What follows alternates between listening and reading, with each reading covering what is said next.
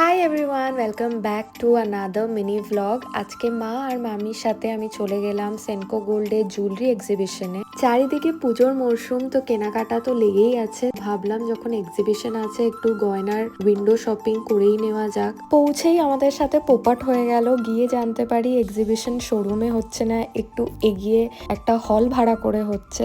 সেখান থেকে একটু কালেকশন দেখে আমরা এক্সিবিশন চলে যাই ডিরেক্টলি। তোমরা যারা আমাকে ইনস্টাগ্রাম থেকে আগে থেকে চেনো তারা সবাই জানো যে আমার জুয়েলারি হচ্ছে weakness, be it junk jewellery or gold. আমি জুয়েলারির নাম শুনলেই সেই দিকেই দৌড়াই। এত ইউনিক কালেকশন আমরা তিনজনেই দেখে আমাদের মন খুশি হয়ে গেল।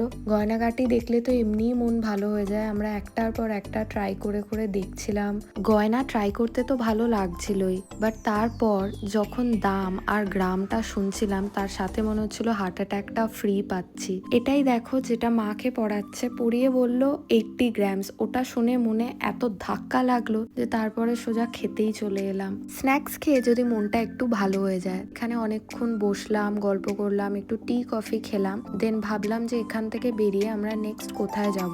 শেষমেশ অনেক গয়না দেখে ট্রাই করে খাওয়া দাওয়া করে আর মন ভর্তি গল্প করে আমরা কিছুই না কিনে বেরিয়ে পড়লাম আমাদের নেক্সট শপিং ডেস্টিনেশনে। চলে এলাম ভোজরাজে একটু শাড়ি দেখতে।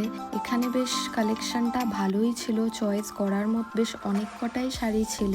এই শাড়িটা মা আর আমার খুব পছন্দ হয়েছিল। মাকে ট্রাই করার পরেও খুব মিষ্টি লাগছিল। গয়নাগাটি আর তো হলো না, তাই মন ভরিয়ে শাড়ির শপিং করেই আমরা তিনজনে হই হুল্লোড় করতে করতে বাড়ি ফিরলাম।